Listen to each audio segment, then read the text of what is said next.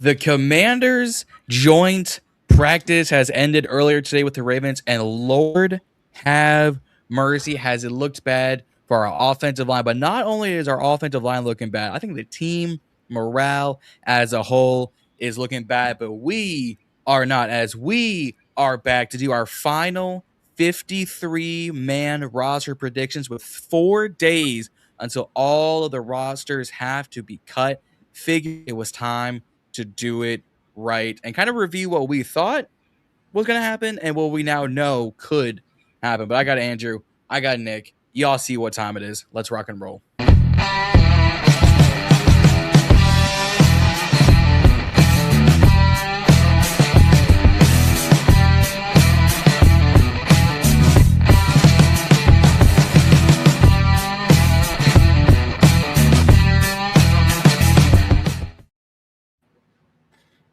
Fellas, what's happening? What's up, man?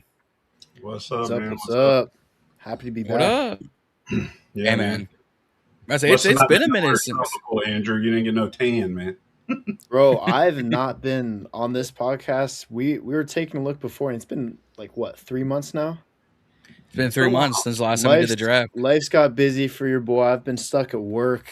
They got my ass working, but we're here. We're back, ready to get on the pod more now that the off season's coming to an end. So happy to be here. Yeah. Hey, man, good to have you back. Yeah, man, for sure.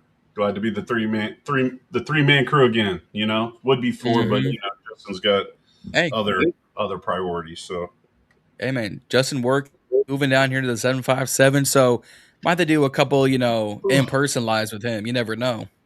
Yeah, fire, real in-life meetup. Hey, man. Hey, man, every draft, him and I can't do it next year because I'll be at the draft.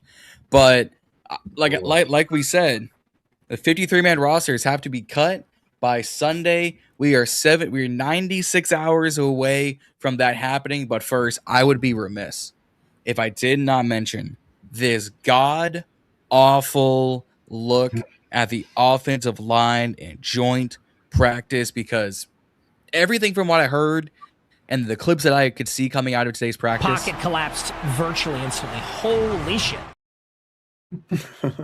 It's insanity. I don't know what we have to do with this, Ray. Because we brought in DJ Humphries to bring some depth to tackle position, but at this rate, we need a new effing center still. Yeah. Good Jones, man. I mean, not good enough Jones, but no. If you how I roll, man. I'm a big fella at heart. Played the position, love OLine. I love to talk about it. I hate that I'm going to be talking about it today in this realm, but yeah, man. Unfortunately, it sucks, man. And I think everyone kind of had an understanding that it'd be a little bit of a struggle with letting Biotish, walk, and then we gave it time. Hey, maybe we do have a plan. It looked like Linderbaum, he didn't work out, and then after that, it just seemed like there was no plan B. And it's definitely shown up on paper, because going into camp with a glorified guard at your center spot, you might know something that the fan base doesn't know. That's fine. We'll trust you with it. But not only is he getting banged up, but there's just no options there, man. And it is bad. At this point in time, it's still early, but I'm just so sick of hearing that. I've been a fan my whole life, man. So I'm always tired of hearing the excuses. It's just camp. This guy's not here. It's preseason, this, that, and the other. I'm going to take the quote from the bottom. That's the effing problem, right? We never come out ready to go. These Super Bowl competitive teams are, Josh Allen's playing week 1 of the preseason, he's got his whole starting team out there. That's what it takes in this league, man. And when, we're out here and we're just piling up pieces, and yes, it's preseason. This is the time to try new things. Good Jones has been the backup plan, but now that he's your guy and he's not working out, use the guy you drafted. Go out and, move pieces around. Yes, Tunsil got hurt. That sucks. Coleman. But at the end of the day, plug Coleman in as center, see what he's got. Trent Scott, Wiley, move them to left, put Connerly. Yeah, like I know you don't want to hurt his development, but Jesus, man, we got to figure something out because I mean, it's just bad, man. I mean, at this rate, you just have to keep Connerly at the right at this rate. I wouldn't move him now so late into camp. Yeah, because he's already gone the coaching. Yeah, like keep him at right. But right. I can manage Coleman at left tackle and everything. I can manage Connolly because I think it's a great. Cosme's been sick. Coleman they had to move Coleman over to guard, so Chris Ball hasn't looked good. Allegretti is still hurt. And So then bad. Julian Good-Jones is getting run over every preseason game, joint practice snap, being eaten. The fact that they had to add practices to Monday after the Dolphin or after the Lions game, just to turn around and have this live scrimmage session against the Ravens, and everyone's going outside of Antonio Williams. There was no highlight. Right. Yeah. It's bad. Sure. Nikki Njavla, yes, thank you. Commander's reporter, I respect a lot. I believe was at this joint practice. Is that correct? She was there. We had a lot of reporters at camp. A lot of them. I believe she described the offense as inoperable. Was that the correct word that she used? I mean, pretty much. In her words, it was the worst it's looked in years. Yeah, the worst she's ever seen this offense in her life is what she said. Mm-hmm. And we have a young third-year quarterback who's supposed to be our future. And the last year, his second year, the entire year was dealing with injuries, serious injuries, the elbow.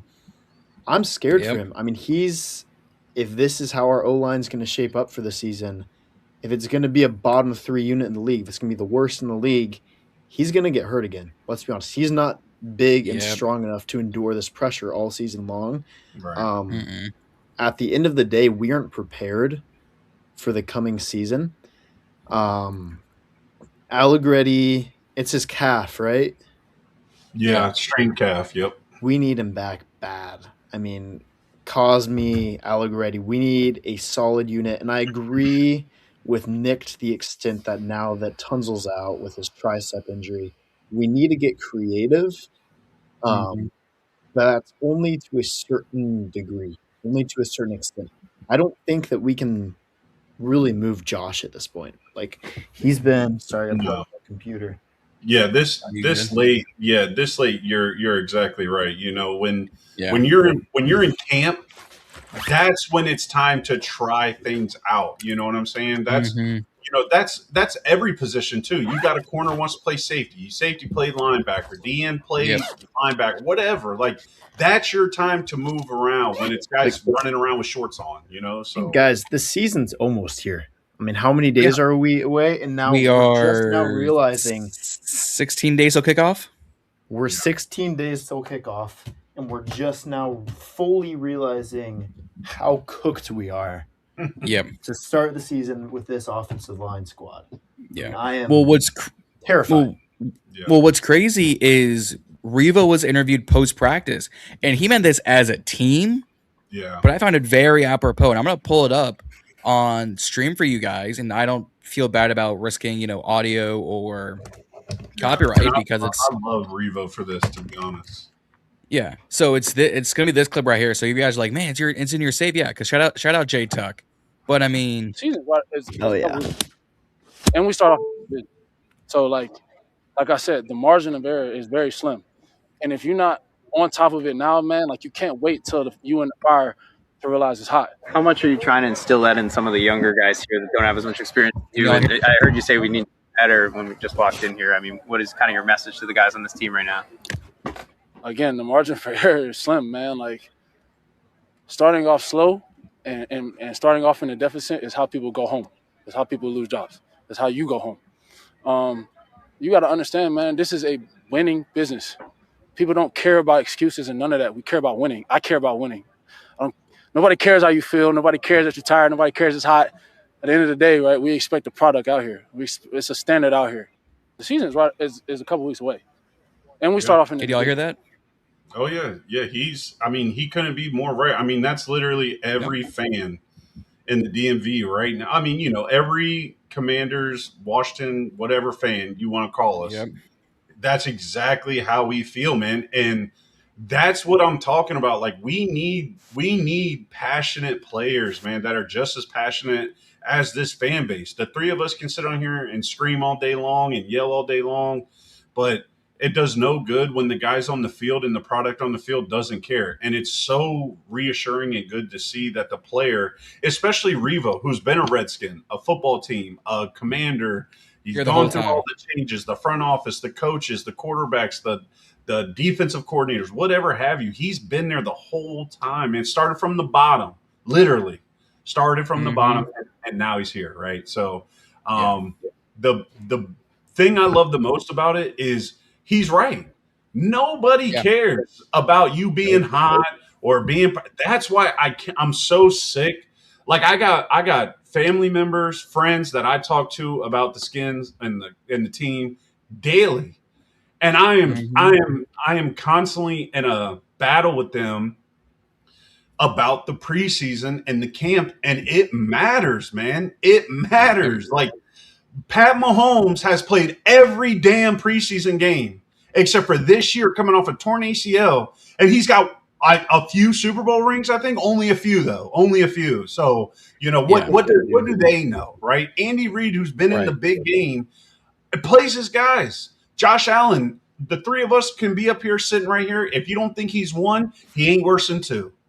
And he plays week one, and he busts his ass in camp, and he wants to go out there and beat the shit out of people, man. And that's the thing that it just – and I get like hyped up about it because, like, I love this team, man. And the hype and the excitement about when Diggs got on this team was through the roof. It was the happiest we've been since we probably drafted Jane Daniels. And we went to the NFC Championship, right?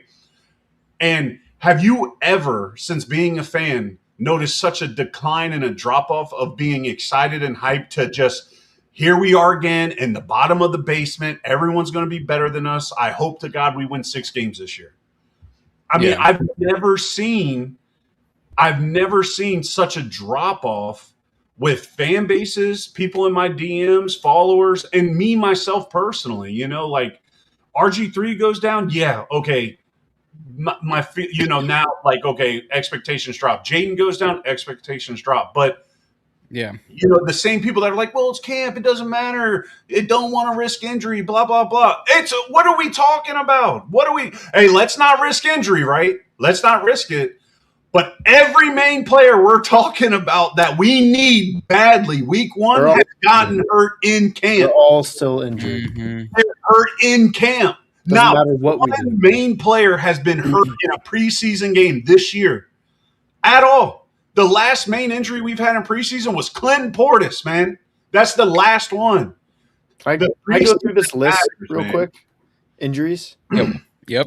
Laramie Tunzel, triceps. Johnny Newton, torn pec surgery. Marcus Mariota, MCL. Nick Allegretti, calf. Trey Amos, ankle. Odafe Owe, calf. Chasson, knee. McGee, shoulder. Settle, calf. Bates, hamstring. Rashad White, hamstring that he injured doing a ice bucket challenge on video. Yep. Ja'Cory Krosky Merritt, lower body, whatever that means. Jeremy McNichols, quad. Dietrich Wise Jr., quad. Am I missing people? Yep. I might be. Yeah, if you went over the list. Not the top of my head. Yeah, if you got the list, then that's pretty much everyone. But, like, ooh. Holy. Yeah. That doesn't scream we're cooked. I don't know what does. It's just pitiful, man. Like I can no longer accept the weak, mentality and the laid back nature of, oh, it's just camp, oh, it's just like shut up, man. Like I'm being honest, and like I might have a bunch of followers that agree with the no preseason play, all that kind of stuff like that. We can have a disagreement, right? But at the end of the day, until I'm proven wrong, like, it's ridiculous, right? And you can have your opinion. I agree with you, right? Like, on certain things, but you can't, like, you talk to all the people who've played, all the Redskin greats that's played, they're all saying the same thing. We They're want all our saying the team same thing. pumped up and ready to start the season. I Yeah. want them to have playing time. Yeah. Yeah. I mean, I listen to B. Mitch every day. Every single day I listen to B. Mitch and Finley. Every day. And he is screaming about when I played this, but he's also saying, I understand it's a different game nowadays and this, that, and the other. But at the end of the day, like Andrew just said, it's football, man. It's football. You know what I'm saying? Both. Yeah, you can't do that kind of stuff. And that goes with anything. You know what I'm saying? Like, you could be the strongest guy in the world in your early 20s, prime of your career, you know, as a damn landscaper. But you take the winter off and you go to unload that damn, you know, zero turn out the back of the trailer and don't use your legs, your back's going to hurt in the morning. You know what I'm saying? Like, it doesn't matter what you do. Like, you've got to do your craft and work on your craft, or this is what happens. And, well, it's the next man up mentality. And it's so funny. It's so funny that now that it is the next man up and we're seeing that they suck, they've totally forgotten about that's what they used to say. Now they've moved on to, well, you know, well, Cosme wasn't there. What'd you expect? What are we talking about? He's sick. Like, let's talk about all the other guys who were hurt in camp. And I do take it back because, Andrew, you did prove me wrong. Johnny Newton did get hurt in preseason. But he looked like buns, to be honest with you. You know, I don't think he's looked better than Ricky Barber or Shy Tuttle, to be completely honest with you. But is it crazy to say he's a bust? I had him on my stock down list after the Miami game, and he would have been on it this week after the Lions game if he would have played, because he hasn't done anything in camp. People thought he was going to, you know, jump off the screen in the 3-4, which I think was crazy because I think the 4-3 suited him best because he had an additional interior lineman that could help take the pressure off of him because no one's worried about double teaming him, right? But you put him in a 3-4 D in, like, and he's all by himself with a skinnier guy on the outside. Like, and exactly what was happening is what happened. Like, he's not strong enough to compete in a 3-4 D in against guards and tackles, and he's not powerful enough to, you know what I'm saying, to break through a double team or to not allow linemen to climb up to the second level. So a 3-4 I've always hated, truthfully. You know, when I played OLine, every time we played a 3-4, we ran for 250 yards a game. I mean, it's just the easiest. All you got to do is run the ball. All you got to do is, you have a running back that doesn't fumble, you'll never, you can't be stopped. You literally can't. So no. It's just very sad to me, man, because, you know, we start with O-line, now we're carrying over D-line, and it's just an overall, I think, just horrible management product that we have put on this field. And I'm very, very disappointed in the product that I've been watching these past couple of weeks, man. I mean, I can't put it more simpler than that, truthfully. So no. On the same page. And I'm gonna go back to the offensive line because Bruce is right in the comment section so far. And if you're watching, hit us in the comments, like, share, subscribe, the whole nine. We're on the road to 1,500 subscribers at 1415.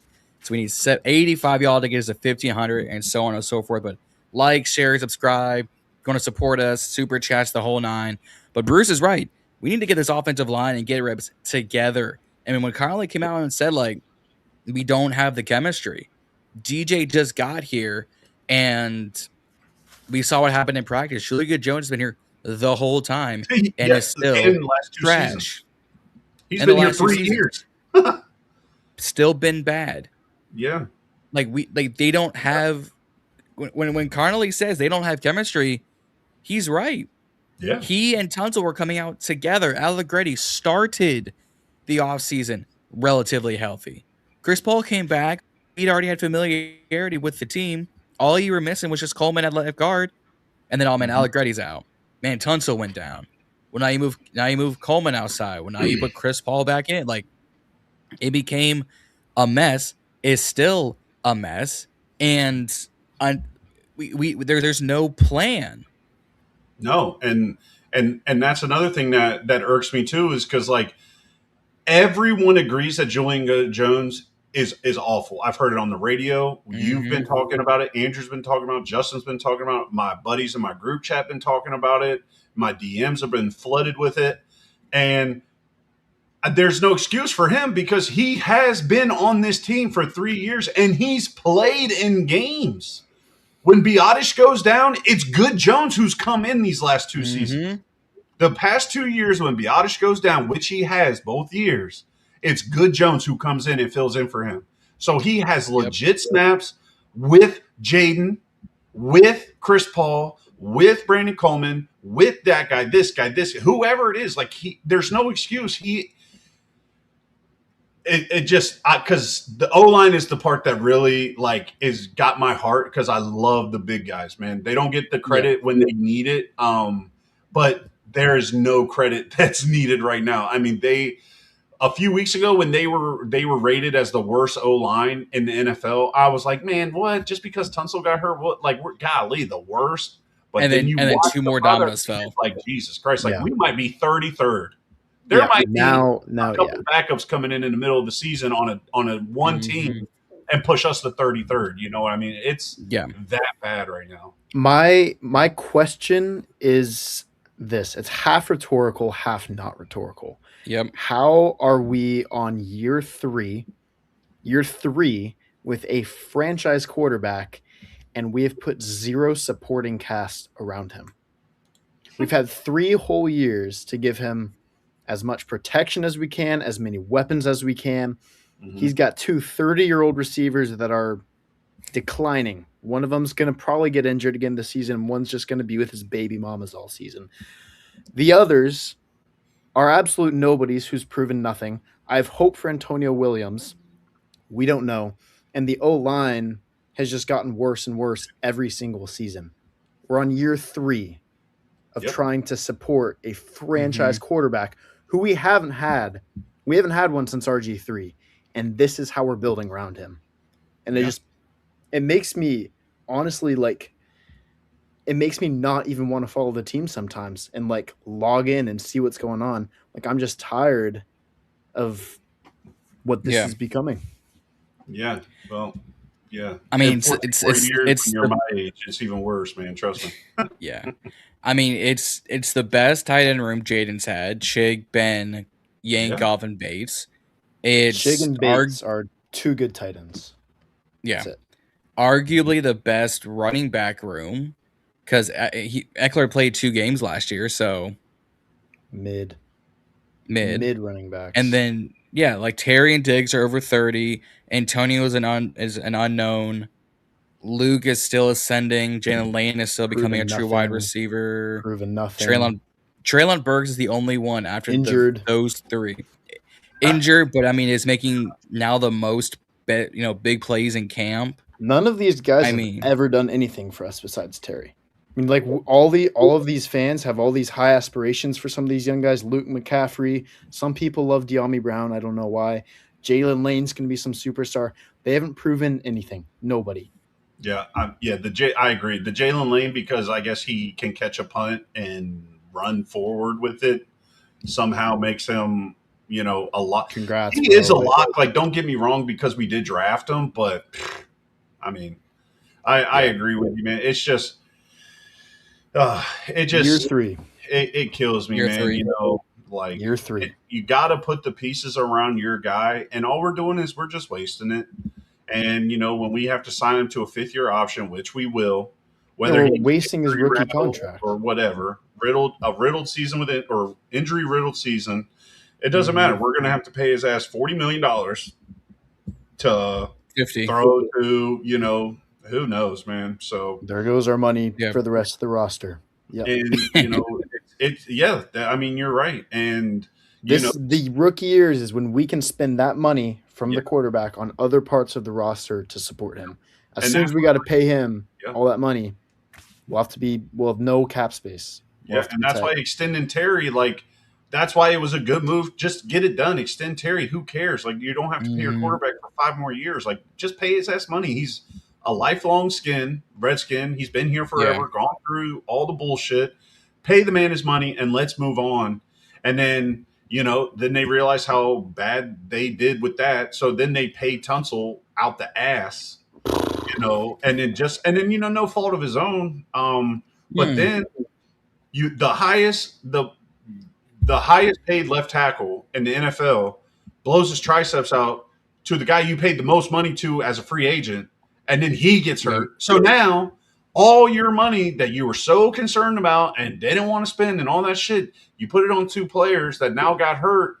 And now the two worst parts of the entire team are the two positions that you paid the most money to. So that's why we're out here and we're signing all these random ass interior linemen and we're signing all these random ass interior D linemen every day of the week, man. And like the like for like cuts and signings, like I feel like I'm, I feel like I'm playing fantasy football all over again. It's like people are trading left tackles for fucking left tackles. You know what I'm saying? Like, it's like, what are we doing, man? Like, I understand that, we're in a predicament right now where obviously everyone on the free agent on the block isn't going to be, game changing, win you 3-4 games. Like, there's no Christian McCaffreys or Jackson. I'm not even asking for that at this point, though. You know what I'm saying? But at the end of the day, like, I'll say this, right? I actually heard, because coming into free agency, Lloyd Cushenberry was one of my, Linderbaum, and then it was Cushenberry. It was right after that. I love Cushenberry coming out of college, and he did good in Tennessee. Tennessee just sucks. Like, they didn't have anything going for him. You know what I'm saying? And they needed more offensive actual weapons, so they couldn't keep paying O-linemen. But he's the backup in Buffalo right now. Right. And someone came on the radio today and they made a comment and they're like, why you're not offering a 5th round for this guy who could be your starting center if you would have just paid him an extra $5 million in free agency to begin with? Yeah. Like, what are we doing, man? Like, you know what I'm saying? Like, our draft picks, to be completely honest with you, like, I don't think anyone's going to write home about AP being the best drafter in the world, because we debate back and forth all the time. Like, hey, it looks good, but doesn't work out, and then you just see shit like, we love Josh Joseph, so we go get Josh Josephs, and then you're sitting here and you're watching, all these random linemen. Like, I saw the other day, like, the Browns, I think it was, or some random AFC team, the Colts or something like that, undrafted free agent center out of the Chargers. The Chargers. He's balling. He's balling. Didn't even get drafted. You see, like, you know what I mean? And it's just like, so the guy who's balling in camp at center didn't get drafted, but Golden, and not take anything away from him because he's a rookie. It's hard to play center in the league as a rookie. Trust me, I'm not taking anything away from the kid, right? But you got to know that, like, if you're because we were clearly looking for a center in the later rounds. You see what I'm saying? Yep. So, there's not one person in America, unless you're the parents of Ethan Cal Lick My Ass, or whatever his last name is, right? Yeah. That was going to say that he was going to get drafted. There's not one person. You could have taken 2 centers, 2 O-linemen, and then just brought Ethan, just like you did Drew Stevens, just like you did half of the other guys you got. You know what I'm saying? So, yeah. Or another corner. Oh, man. It's just like, and then the thing that's also killing me is because, like I said, I'm an O-lineman, right? So I keep up with it. It's everything I'm seeing in camp and even in preseason games, he's just getting burned at guard. And it's like, so what? You're either telling me, so that's only 2 things. That Julian Good-Jones has you on video camera with the narcotic, right? And he's got blackmail on you. Or Matt Golden is worse than Julian Good-Jones, and he can't play center. No, I'll throw a third in there. Okay, I'll throw a third in there because Graham brought this up. I think it was last week. Goldman doesn't fit David Blough's scheme as much as we thought. Okay, well, Goldman's definitely not worse. Goldman hasn't been great. It hasn't been good lately. Like he had good snaps and he had horrible snaps today. Enjoyed practice, but it hasn't been great. But anything's better than Julian Good-Jones. He's not even a good lineman. I'm not calling him good, but he's better than him. Yeah. I mean, and then we brought it up on Twitter. Justin has said it. We got to do something because I mean, we brought this up on Monday with me, Reedy, Z, and Juan saying Cushenberry, Juice Scruggs from the Lions, and then Cedric Van Pran Granger from the Bills. Who, mind you, this was like a 3rd round pick like a year and a half ago out of Georgia. Juice Scruggs, I think, was a 2nd round pick out of Houston to Houston from Notre Dame, and then your Cushenberry kid. And then I brought it up earlier today, retweeting what Asia said of how O-line issues has been now AP's problem. There's only a handful of vets left that can play reputable snaps. Graham Glasgow, Ryan Bates, James Daniels, Mekhi Becton, which people are saying absolutely not for, and then Kevin Zeitler, or you are going to pay a 4th, 5th, 6th, or some sort of combination for Jackson Paris Johnson out of Las Vegas, Van Pran Granger out of Buffalo, or Juice Scruggs out of Detroit. Why do you think this team doesn't want to sign Glasgow? To me, I'm not a GM. To me, that's just an obvious signing right now. But I mean, is it something to do with the money? What he's wanting out of contract? Well, I think it's an obvious signing for most of us. I think the fact that no one in the NFL has gotten him, because he was released back in March from Detroit because of contract disputes. Correct. That was it. He wasn't hurt. Like he wasn't playing great football, but anything's better than this right now. Oh, by far. And but he was playing. At least he was playing the sport of football. So yeah, he was playing the sport. And I mean, was he aging? Yeah. Was it great? Was it, top 20 center play? No. But we don't have top 30 center play right now. I would beg to differ.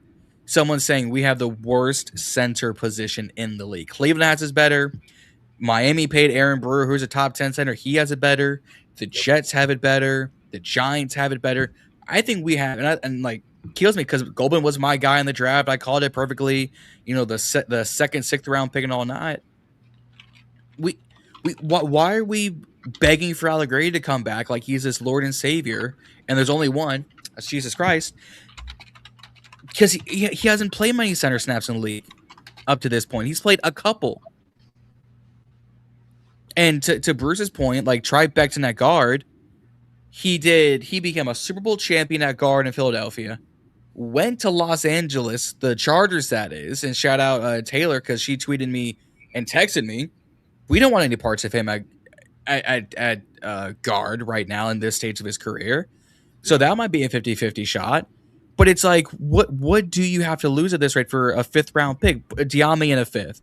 Everyone wants to trade Luke. Fine, Luke in a 6th right now. Send him to Las Vegas for JPJ. Send him in a 6th for Van Pranger. Send Diame in a 7th or Diame in a 6th for Van Pranger or Van Pran or Scruggs. You have to get someone young enough and healthy enough to do all that, because frankly, Allegretti is a much better guard who can then take over for Chris Paul. And then you still keep Coleman at tackle until Laramie Tunsil comes back. And I know we're ranting about the offensive line, and this is supposed to be the 53-man roster predictions. We'll get into that here in a minute. Laramie should be on IR. Yeah. Everyone's saying 3-4 months. 3-4 months from now is January football. It's playoff football. Yeah, season was a wrap at that point. The two most important positions on the offensive line: left tackle, protect the blind side; center. Yep. Center. We're cooked at both of those right now. Yeah. Center's a tough spot, man.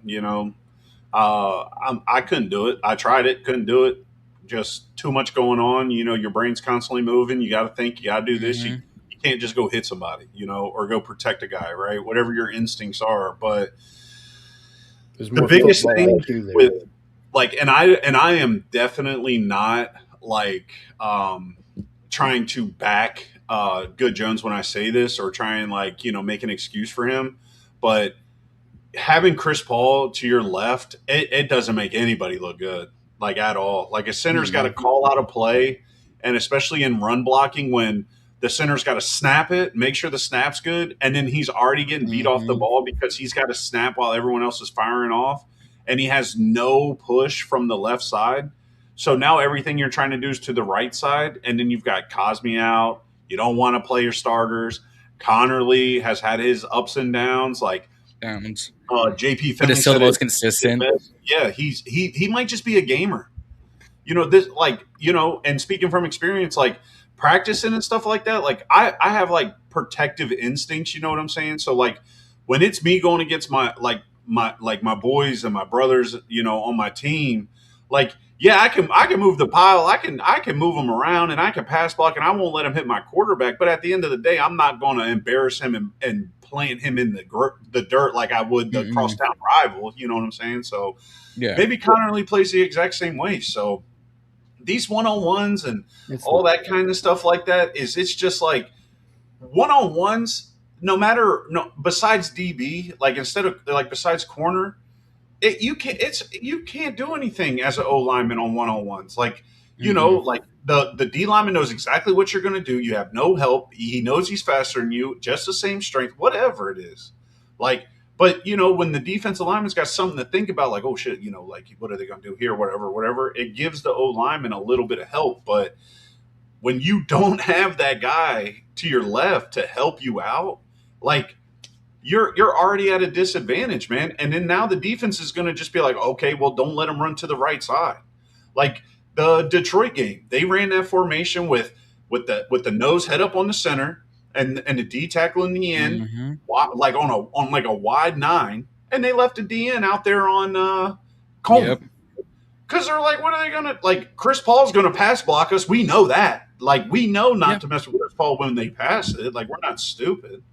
But – it's a running down. It's a running situation. Let's just take away the entire side of the field because whether it's a safety coming down or a linebacker blitzing and hitting Chris Paul, he's going to get annihilated, man. And that takes the play. There goes the play. I mean, perfect example was play 1 and 2 from the Lions where Jaden literally looked like he needed to put his diaper on after that because he probably, pissed down his leg. Like, second play of the game. Second play of the game gets sacked for a 3rd and 20, and then they ran a draw play to set the punt.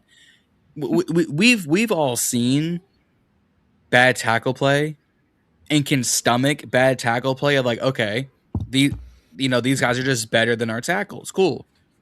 When your guard and center get blown up past protection number 1, and the pressure is immediate, the quarterback, what is Jaden supposed to do? Yeah, you're screwed because all that the DN is literally going to just play contain, and you're going to get a massive push from up front. And in the second Jaden breaks to one side or the other, that DN is now going to just fire up the field and push him right back into the pile where all these 350-pound D linemen are coming that are just going to they're going to kill him, man. They're going to kill him. Yeah. So. It's sad that we're just wasting this kid, man. I'm older than you guys, so it's like the RG3 thing all over again. I said it in the chat today. I'm not scared to say it live on here. Do I want to get rid of Jaden? Hell no. Like I'd be an idiot to say I don't want Jaden on this team wearing the burgundy and gold for the next 12 years, right? But like at the end of the day, it comes down to just being a football fan and wanting to see this kid thrive in the sport that he loves and can play at a top-notch level. And it was like RG3. It's like, man, just trade him, get as much as we can for him right now. Let's hope to God we get it right again. And let's just let the kid go play football, man, and not just get destroyed. Like there's going to be points and times this season where we're watching a football game and we're just going to feel bad for Jaden. Like it's not going to be we're mad because we suck. This season we're doing it already. Yeah, we're just going to literally sit here and be like, oh my God, like I hope watch him get beat up. Yeah, I hope Jaden pulls one of those like, hey, my calf muscle's tight in practice and sits out 2 weeks and goes into the bye week. You know what I'm saying? Like, dude, just think about your health. Keep doing those chunky soup commercials. Go get your money, and I hope nothing but the best for you, man. But I unfortunately feel like this season is not going to be in your best interest. go! God damn! Yeah, that's how I feel, man. That's how we feeling. That's Bro, how we make feeling me right now. and everything, bro. Come on. Man, It's and then like Andrew, you hit on it too. It's like, what are these guys that he's thrown to actually done? Nothing. And that's when everything starts sitting into, when we're drafting and we've got Luke, it's like, yeah, man, he balled out. Like, look at our last pod, man. Like, we were hype on Luke. You're out here rocking the jersey. Like, we're excited. Like, Treylon Burks, wide receiver 2. I love him. I love him coming out of college. We were excited. Diggs, hell yeah, let's get it. And now we're like, here we go. Here we go. Early 2000s, Redskins. Here we go. Sad. Yeah, it's just sad right now. At the people who are sitting here that are like, you guys are overreacting. It's still camp. It's preseason. It doesn't matter. Okay. And you already know when we were good and was one game away from the Super Bowl, Dallas whooped our ass. Hot take: they win the division this year over the Eagles. I think Dallas has it. I picked Dallas as well, but I don't want to really hate myself in here talking about them guys. So I that's all I'm gonna say. I don't like them either. But I agree, man. And that's the thing. Like, you already know going to Dallas, whether we have a perfect O-line, perfect Jaden, perfect receiver, perfect defense, number 1 defense, beat the hell out of Philly in Philly. If you're confident going into Dallas that we're going to beat Dallas, you're either young as hell or you've been lied to your entire life, and you think, or we put up 45 against Philly game 1. I'm telling you, and that's even more recipe for disaster. If we beat the hell out of Philly, you already know we're going to get dogged by Dallas. I mean, that's just like in the script. It happens every year. Or we'll start 2-0 and then we're going to fight. So yeah, it's just embarrassing, man. I mean, to Bruce's point, this happened to 2 straight years in a row. We're looking like the Bengals. Offense starts slow. They have to gel before we actually see some actual progress. Yeah. So, Bruce, I know we're not going to put up 45 on Philly, but I was using that as like, if we go into Dallas, like Dallas would have to look god awful week 1 for us to go and be like, we have a 50-50 shot. Because the fact that there's been no controversy coming out of that building, Philly's not as good since. No, they're not, but Dallas got better. Yeah, I'm aware. Yeah, if that defense, you can't be confident going, and it's not even an injury. Like, even if Dak goes down, Joe Milton will go out there and rush for 200 yards. No, Joe Milton's not doing anything. Don't say that. Joe Milton, come on. All they're gonna do, and that's about it. And we can't stop that. And we can't stop it. You know what I'm saying? And that's the thing. We'll know that's what they're doing and can't stop it. Joe Milton will be good against us, but not anybody else. We'll clarify that. And then here we go against Daniel Jones, who, White Vic when he plays us. So, hopefully no one wants to play ticket to London yet. Danny Dimes. Let y'all know about Danny Dimes. Well, dude, this first 4 games with this O-line, I can't see us winning and I think we're going to go 0-4 with this O-line, truthfully. Yeah. The defense is going to have to carry us hard. Yeah. So, Bruce, to answer your question, man, like, I'm getting a little carried away. I've been a fan for a long time. The gray in my beard, proves that, but the defense is better. Don't get me wrong. I'm just I'm in my feelings right now. We're having a pity party. With Chason and Owe both down, and they haven't got reps. Let's be understood. Like, they haven't got reps either. They have not gotten reps either. And Settle and Payne have not played 1 second.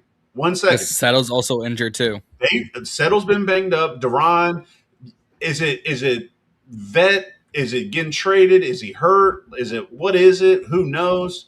A contract year, everyone else is getting hurt. You're holding him back. I don't know what it is, but you've got to think, man, like, our starting 4, like, well, obviously not starting 4 because it's a 3-4, but you know what I'm saying? Like, our front 7, 4 out of our front 7 haven't played a snap, have not played a snap. Nope. And you've even got NFL media out here trying to say that Sonny Styles is already a bust. just because of how they're on our shitty we look. We look so bad that when it's not his mess up, it looks like he isn't good. Like I've seen it. I've seen their point of view that, it looks like he can't get off blocks. It looks like he doesn't know this, that, and the other. But if you really know football, you understand the tape was not as bad as people are making it to be. Yeah, but the media is exaggerating that. Yeah, Luvu is trade his ass for Lloyd Cushenberry and a microwave. Get his ass out of here. Well, speaking of get them out of there. Let's just go. Let's finally get into this 53-man talk. Oh yeah, because I was like we eventually got to talk about this 53, or else I got to change the thumbnail while we're live. I'm pulling up our handy dandy Google spreadsheet. I would use predict the 53, but I haven't. It's which is what a lot of people have been using. I just haven't used it yet, so I don't want us to be weird. So at the very least, we can also spread out all of the the members. I already have down here who's already injured, who's already been on IR and released, who's already been straight up released, Jerome Ford and Will Harris. So I didn't put Malik Spencer down here because I refuse to believe that he doesn't come back to this roster somehow. But I mean, I think the first couple of positions I think the quarterback position alone is made up. Jaden, Marcus, Ethan. Yeah.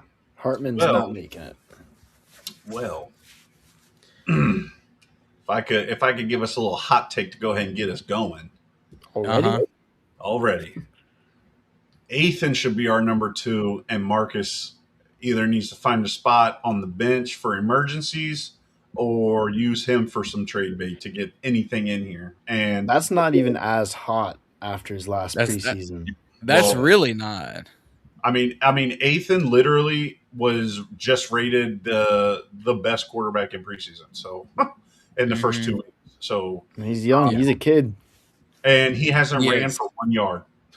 So he's a completely different quarterback than Jaden and Marcus, and all that hype around getting Marcus is because he's just like Jaden. It's going to be so easy with the system to plug and play. But he works. I don't care. Marcus has never been Jaden. He has never been Jaden. Just because he has decided to run a few times here and there. He's never been Jaden ever. Jaden is closer to, for a backup quarterback, Tyrod. You could lose Tyrod. Well, Justin Fields. Justin Fields can throw. I was gonna say if you're gonna use his leg speed ability and the fact that he can throw the ball really well, the closest comp you could make to Jaden would be Cam Newton. Yeah, because Jaden's a better thrower than RG3. Yeah, but people sleep. I mean, I'm not going to get carried away with this, but RG3, I've had his back forever, and he's a self-centered, ass, but he could sling that rock, and people don't give him enough credit. No, he definitely can sling the rock, but the fact that Rob's come out and be like, no, Jaden was just a better, Jaden's a more natural thrower of the ball. Oh yeah, it's more effortless. Yeah, I agree. Yeah, where I think Rob played some baseball to help him with the mechanics. Because his throw motion was great. I mean, but they both can place it. What I'm saying. They both can throw, but I do it. I do for know. Sure. Yeah, it was like I felt like RG3 was gonna have back spasms after just completing a pass. Where Jaden just looks like he's in a lounge chair, just throwing it behind his back. So, hey man, some people got it better than others. And to be honest with you, with how bad our O-line is, how our D-line is, how bad, our whatever you want to say, our pass rush, our pass coverage, our whatever, our run stopping, whatever. We're 2 weeks ago, we were like, do we keep 8 wide receivers? That's why I think, we're going to keep 3 quarterbacks, but for the better of the team, you keep 2 quarterbacks, you just go about it. You go about it. If you need a third one, then go get a third one when you need it. But there's no point in having 3 damn quarterbacks on this team right now with the much as we need it. Golly. I feel like we haven't even drafted yet. We need so much. No, I think they'll keep 3 just the way that rosters work. I don't see a lot of teams only keeping 2 unless it's like it's Mahomes and then like a backup, or it's like Joe Burrow and Flacco. I think they'll keep 3 just because they know something might go wrong. We played Josh Johnson for like 3 games this season. That man was QB4. So I think they keep 3. I agree they should really only keep 2, but I do think they'll keep 3. If we're gonna keep this like we kept our initial reaction or initial prediction, it's like they're keeping 3. Yeah, they're definitely keeping 3. But if we're gonna keep the 3 per this, podcast, like I would feel better if it was Ethan at 2, because he's just he's truthfully been the best quarterback. So I think a lot of fans are behind that now. AK 16. The what was what was the nickname he wanted? Was it the Greek bomber or the Greek gun or something he wanted? That was his nickname. Oh, I didn't even hear about that. Or it's something. I gotta look back what Z said on Monday, because it was the Greek something.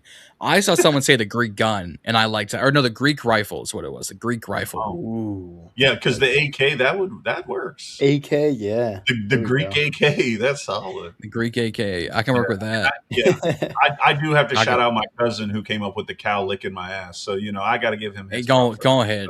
Hey yo, I got to give it up to him. He's one of the few that actually listen to my podcast. So, listen to it. So I don't know if that's quite a violation. I'm gonna let you live on that one, but yeah, it was what he said. It was what he said. It wasn't. I didn't come up with it. I'm just giving him his props. All right, fair enough. Yeah. Running back, this is gonna be the fun part, because I think we can guarantee 3. It's Shakori, Krosky, Merritt. I always spell his name somehow. Merritt. You could just spell Bill. It's Rashad White. It's Katron Allen. Yeah. Now, injured. Okay. Do we keep Rob Henry on this team to keep 4 running backs? Yes. Nick saying no. Not after we that. have a difference of opinion already. Muff punt. I'm so damn sick of these damn running backs muffing kicks and making us lose games, man. That's why I don't like McNichols against Philly. He lost us that game. I don't give a damn what anybody says. If he doesn't drop that, man. If he does not muff that kick, we win that game and we go to the damn Super Bowl. And then you got Robert Henry, who blew my damn picks on my scorer pool for the little, the squares. All I needed was that field goal. We would have marched down, see if Drew Stevens could have nailed a 60-yarder. I had 7 and 6. I would have won $100. So no, get his ass off the team. But no, in all seriousness, I don't think we like he won't be active at all. We'll cut him, bring him back, but I don't think he's active. I would not mind having him at my 4th spot for running back. He's young, he's fast. Can use him on special teams. I don't want to keep the same names as our running backs who haven't done anything. Like I want to mix stuff up at this point. Well, I'm going out on a limb here because Jerome Ford, I would have been right, but of course he got hurt, right? Yeah, we posted that short, and then he got injured like 2 days later. 10 seconds later, literally seconds later, and then but Craig Reynolds, because he was in Detroit forever with Blau.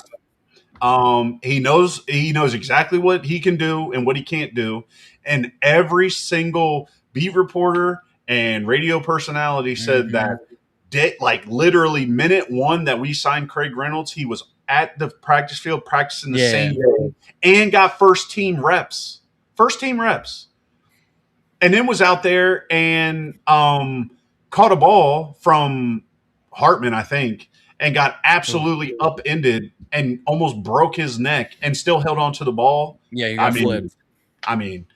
Well, is he going to this is how I see it, right? I see it as Bill is going to be – he's going to run the ball and get the majority of carries until you just can't trust him because he either sucks or he fumbles or he gets hurt, whatever, right? Or goal line. Yeah, and then that's what I was going to say. And then Rashad White's going to be your third down blocking back and receiving back out of the backfield, right? Mm-hmm. Unless, whatever, same thing, injury or whatever, something happens. And then you've got Katron, bell cow, power guy.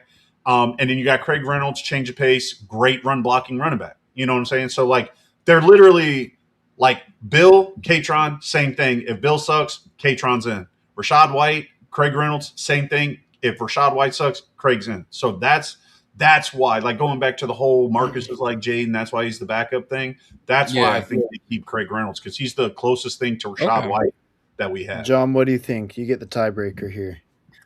I think going into the year, they'll probably keep 3. I could see them activating Henry or Reynolds some way through the year. I think initially they'll keep 3 unless for whatever reason Luke or Lane isn't healthy, and then they can use Rob on special teams. It's the same argument you had for Jerome making the team for his special teams ability.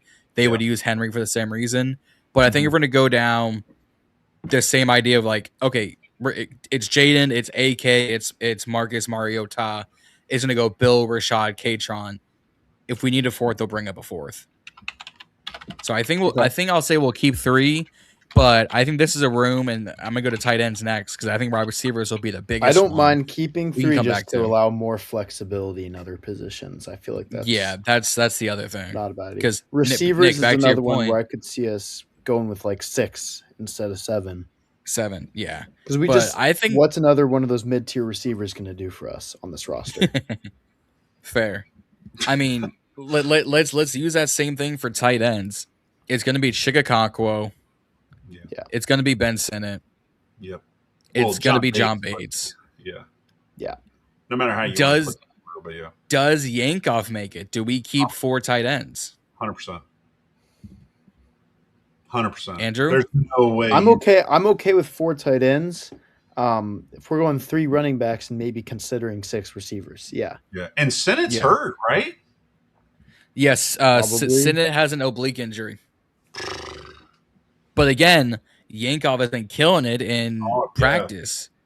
I mean, the fact that Josh Taylor is saying like Yankoff is one of his MVPs of camp. Right. Yeah. As like your true, because like if we're gonna go down the line, receiving is Chig, fullback is Ben, your true blocker is John, and your second receiving option, if you're gonna really use him as a receiver, it's gonna be Colson. But he can throw you a block on special teams. The only name out of those 4 tight end names that I'm just not excited about being on this roster is Ben Sinnott. Damn. Like, he'll make the roster. I'm not saying he's going to get cut. Mm-hmm. But I don't think he's a good tight end. I think he's a bust. I know. John, that's your guy. I'm sorry. I agree. But he's had his chance. He's had his chance to prove himself. He'll make the roster, but out of those 4 guys, that's the one guy that I'm just like, yeah. And he's not going to do anything for us. Yeah, I don't know how much fantasy football people watching here, but they got a saying on Fantasy Football Now where it's like, I was never wrong, I was just early. And last year when I predicted Yankoff to make the 53 and Sinnott not, basically, to be the 4th guy, I was just a year too soon. So, because Colson Yankoff has done everything better than Ben Sinnott in this year's camp. So, props to him for having a great game. And I mean, he deserves it. He deserves to make the roster. He's coming from a different position too. You know what I'm saying? Like, I could be wrong. I could be wrong with this, but he did play at USC and like UCLA, right? Let me look.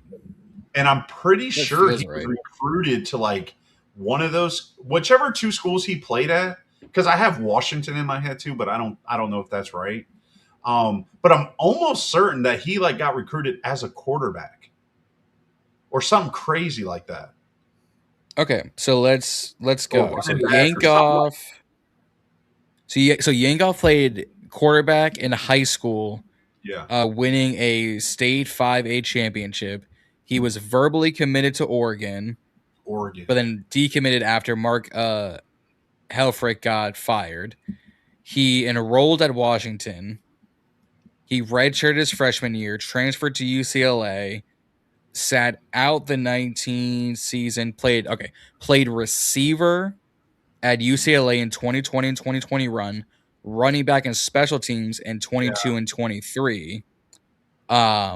And then went undrafted in 2024. So he went quarterback in high school to Washington, quarterback in high school, wide receiver / running back at UCLA for 4 years, then comes here undrafted, and then we converted him to tight end because of his size at 6'4", 225. That guy's just a football player. And he's just an athlete. He's just an athlete. He just loves the game of football. Tell me he don't. This man don't. This face don't love football. Yeah. That's a face that loves football. To win a state 5A, a state championship 5A school. I don't care what state you're in. That's a hell of an accomplishment. And then he didn't decommit from Oregon because Dante Moore was there or all these other great guys were there. He was going to be buried on. No, he left because of the coach he wanted to play for wasn't going to be. Yeah, you know that's what I'm saying. That's important to a player. Yeah, and you're getting a full ride to Oregon, and you chose to now go to Washington, which is like the biggest step down you could ever do, And I'm coming from old school Washington, not this new shit where they actually win games, all right? Like I'm talking about the old school, like where they sucked, like where Washington and Washington State used to love playing each other, so one of them could at least get one win a year, The Apple Bowl. That's the thing, and then to do quarterback, receiver, running back. I mean, it's crazy. Yeah, dude, I'm telling you. No way. And then he comes into the NFL and plays a whole other position. It's crazy. So like, but stayed on offense the entire time. Yeah. So and he's literally played every position. I mean, hell, you give him 50 pounds. Let's put his ass at guard. Let's see what put him at center. Bro, imagine the Yankoff. Bro, imagine the Yankoff at 250 chipping a D end. Just at guard. Like he probably run blocks better than Chris Paul. Might as well try it. Might as well. I think all the tight ends can run block better than Chris Paul, for being completely honest. Yeah, no bullshit. When Bates was down, they should have told him just to get to the lunch hall and just wolf down as much weight as you can and go to guard. Go to guard. Let's just go. We don't need you catching balls. We got that. We need you to run block. Yep. Wide receiver. This is where it's going to get tricky. Yeah. So Terry McLaurin guaranteed. Let's just put in the 5 for sure ones. The 5. I know there's Stephon Diggs, for sure, but let's do the 5 for sure. Sure. Antonio Williams. Yep. I'm saying this because they're gonna keep him. Jalen Lane. Yeah, and Luke. And Lukey Pookie. Yeah, these Can I say there's, in my opinion, 6 guarantee? Yeah. At this point. Oh, who's your 6th? Give me Jaden Bradley at my 6th. Locked. Ooh. Locked. No way. Not over Treylon. There's no way. Yes, over Treylon Burks. No. And we can say 7 if we want and keep Treylon. But I'm taking Jaden Bradley over Treylon. I want to keep Bradley so bad. Bruce wants some Diami. Bruce wants we got to Diami's had his chance, Bruce. Diami's had his chance. Yeah, Diami. I mean, Bruce, I love the input, man. I respect it, but I don't see a world where he's had so many years that he could have done something with us. Yeah, he's had his opportunity to prove himself. It's his fault. It's his fault that he hasn't. Like that's nobody's fault but his own. Who's not Terry, Treylon? I mean, those two right off the top of my head. I mean, they've been killing it. And I mean, Terry, we already know is deep threat. And Treylon's been killing it. And I'm pretty sure Jalen Lane is supposed to be like our deep guy. Like I'm pretty sure that's what he's here for. Because Luke's the more gadgety slot guy. Take it here, run it here, run that route. Williams. Try and go. But I'm pretty sure Jalen Lane's supposed to be like they envision him as like the just go. Like we'll draw you up a play on Jaden's hand and then just go. Just run straight. Bro, this is tough because I want Bradley to make this team so bad, but Bradley I don't is think making he does. this team. I'm saying it right now. If I'm wrong, come back to this clip and nail me for it. I'm telling you right now, Jaden Bradley is making this team. All right. Yeah. 6 receivers, 7 receivers. I don't care. So look, Jaden Bradley's on there. I'll put it like this: Jaden Bradley should be on this team, but he will not He be should be. active. He will not be active six receiver. It's either Traylon or it's going to be Diami. Yeah, and that's what it is. And I don't know. It makes me nervous because against the Lions, when they came out of halftime, Diami didn't have any shoulder pads on, which tells me that he's going to make the team, which was absolutely insane to me. Yeah. But I also don't remember Traylon getting much burn either. So I'm pretty sure like Traylon was in with the ones. Yeah. And when Jaden came off, he came off. I think. Do we say we keep 7 with Traylon and Diami, and if we have to make cuts for extra corners or extra offensive linemen, we come in and then we take out Diami? I think anything we keep 7 with Bradley and Traylon. I would be confident saying Burks and Bradley.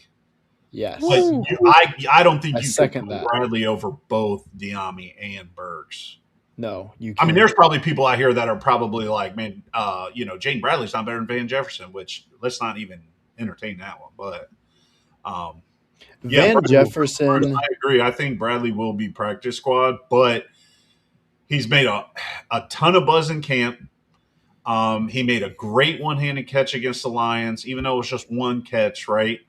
But making him all camp long. You can't. It gets tricky, man, because there's going to be a lot of NFL teams needing receivers, and the second you cut Jaden Bradley, they're going to see some young guy with a high ceiling, and they're going to scoop him up. That's the part that's going to suck. I think, Andrew, to your point, you keep Jaden Bradley, and I say Burks, but they're going to pick Burks or Diami, and if they can't decide, then unfortunately the kid's going to get cut for both of them to make it, and they just hope he comes back. But I could definitely see a world where we keep these 7, right? Put a more interesting piece out there like the Diami, Van Jeffersons, and then once everybody gets scooped up and all this kind of shit like that, now an O-lineman gets cut, a veteran guard center. Now we cut. There's a cut. Jaden, get him, and then now bring Jaden back to the practice squad. I could see a world where that's possible. I can see that happening. Yeah. And who's to say that Jaden Bradley can't become a valuable deep threat in the future? Here's the thing, because Bruce, you took the words out of my mouth to a degree. We said the same thing about Ja'Cory Brooks last year, and he's already gone from this team. Yeah, Jacoby Jones as well. Jacoby Jones, he's still here. So he's still here. Nick Nash still here. And like, can we stop the River Craycraft experiment too, please, God? Please. Well, I mean, he is. He's on injured reserve. I mean, but hey, he did it the right way this time. He's like, you know what? He should have got with Foster Sorrell and been like, hey, man, they keep bringing us back every year and cutting our ass. Let's get hurt, make them pay us. Not get hurt on purpose. That's he did it the right way this time. Okay. So by these metrics, before we even get to offensive line, 3 quarterbacks, 3 running backs, 7 wide receivers, 4 tight ends. This is 17 pieces. I like it. Offensive line. This is where it's going to get fun. Because we already have some we have guarantees. Matt Golden, Nick Allegretti, we just started off with Golden. That's crazy. I mean, I'm going centers, then I'm going to the outsides and insides. You're going to work your way up. I got you. Okay. Brandon Coleman, Sam Cosme, Chris Paul. Oh, Chris Paul. Thank you. And because he's been getting a lot of burn there in preseason, I'd say Trent Scott. Okay. He is guard tackle. Yep. Josh Connolly. Same as Wiley. Let me move Brandon Coleman down here because he's going to play tackle. And you got Wiley. Andrew Wiley. Yep. There we go. So that is 1, 2, 3, 4, 5, 6, 7, 8. And bro from Arizona that we just got, Humphreys. So that was gonna be my question. Do we keep DJ Humphreys over guys like Sharping, guys like Trey Hill if we need another center? the team might really want to keep Julian Good-Jones on the team. That's literally what's in my head is we're keeping DJ Humphries for a fact because the center and guard position are going to be played by Brandon Coleman week 1. I can almost guarantee that. How many people is that right now? Golden, That's 9. Ready? 6, 8, 9. So that would be 9. That'd be 26, 9, 12, 15, 19. Yeah, it's 26. 26. Yeah. On offense. So 26, and then you got obviously the 3 special teams. You've got Stevens, Tress, and Ott. So that's 29. So 53. That number gets low quick, boy. It gets thin. 53 minus 3 minus, what did we say, 26? That is 24 defensive starters. Yeah. Time to get.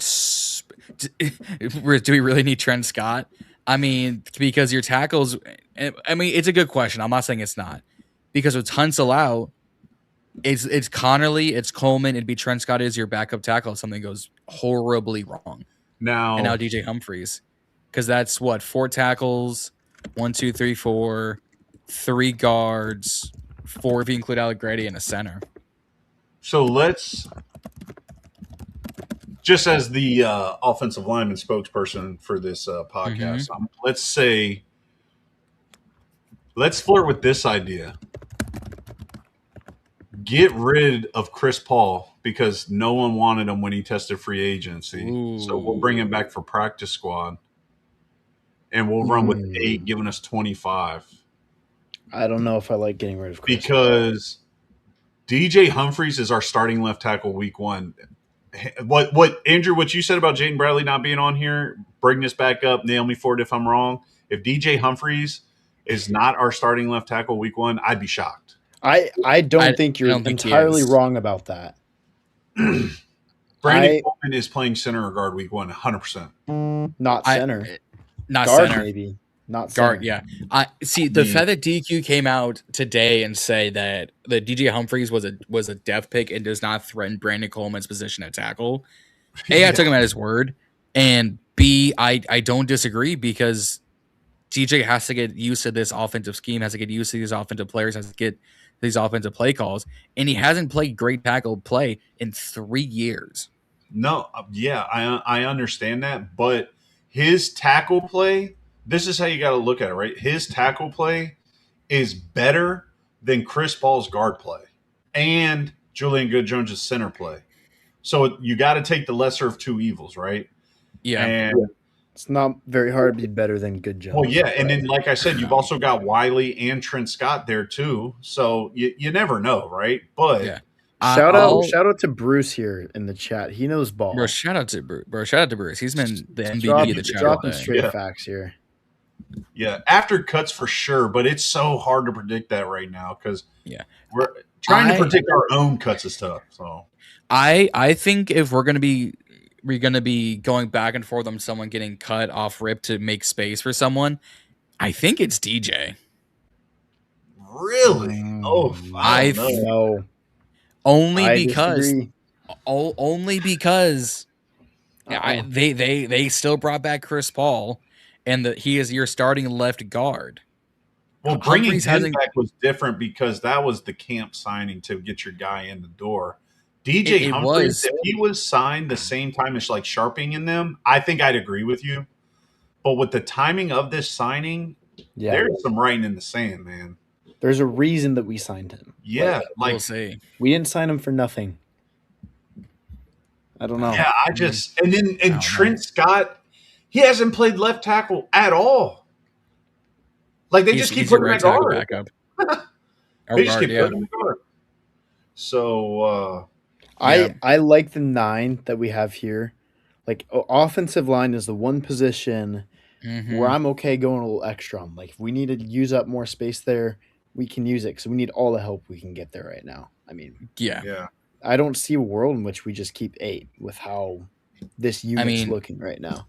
Yeah, I mean, or we keep an empty open spot, make this 10 offensive linemen, 6 wide receivers. We move Bradley now.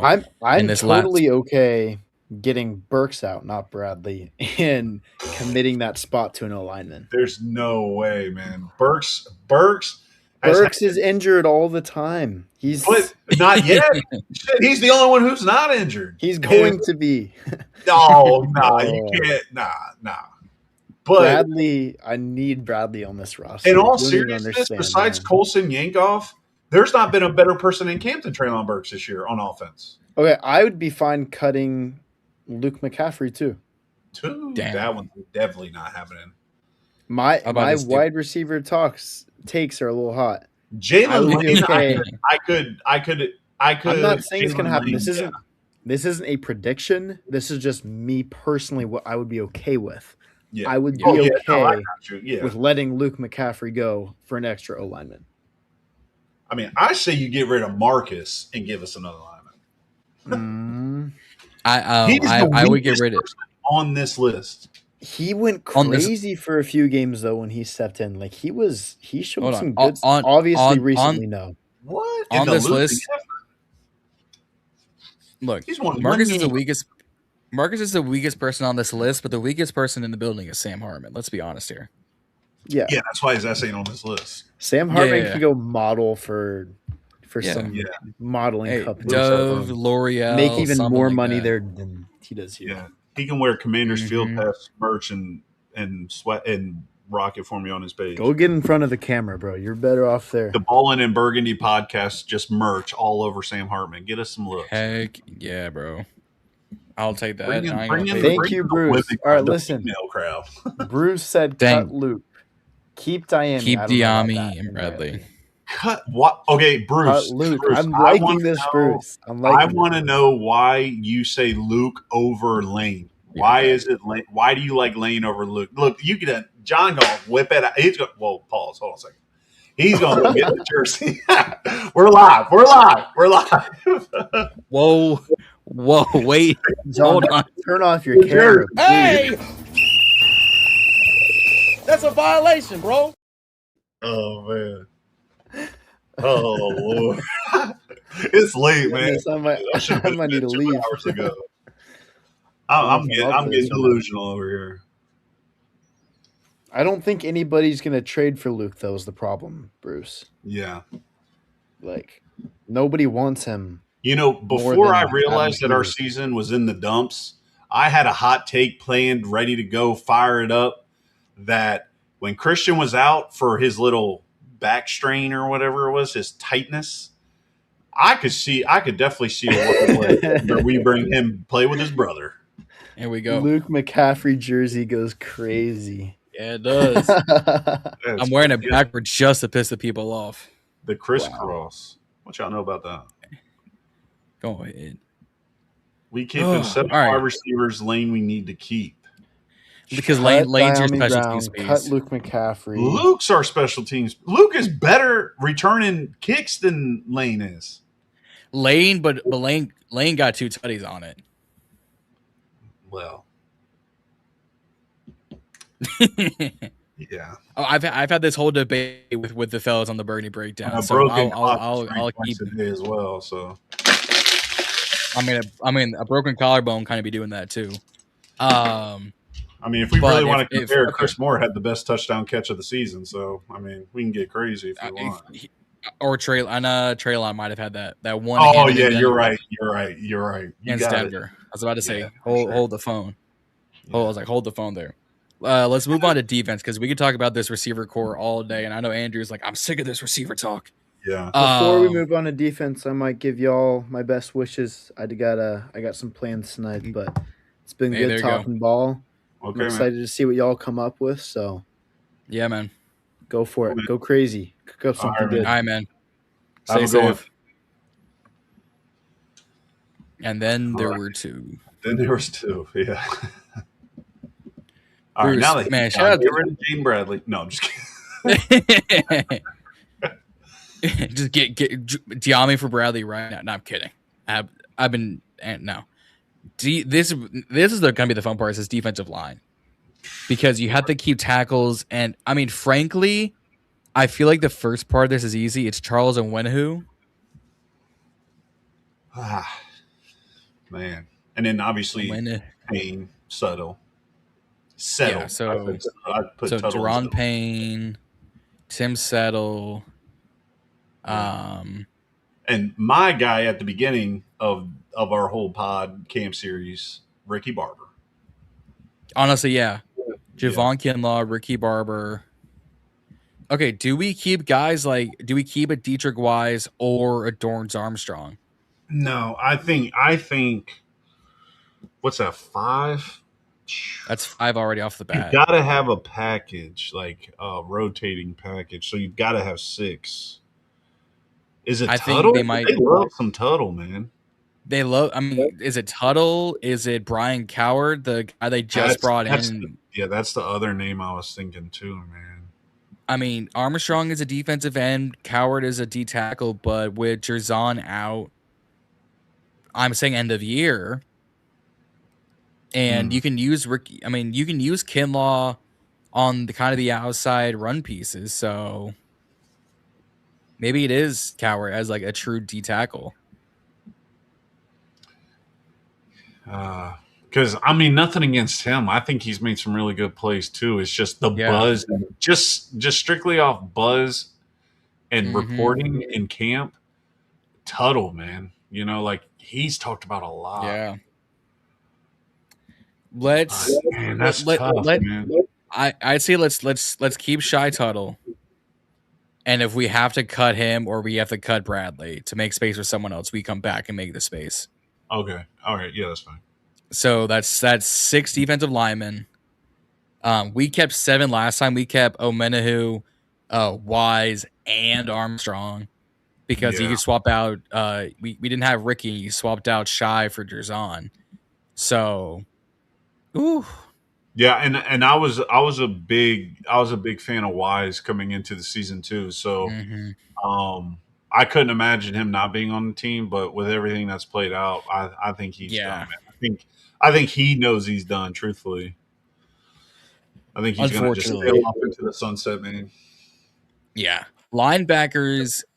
For those who are asking why we're putting outside linebackers with the linebackers, it's because the team does it, the NFL does it, Predicted53.com does it, because all of our pressure is going to come from this 3-4 defense. But they're going to make packages for people. So let's make this easy. Odafe Owe.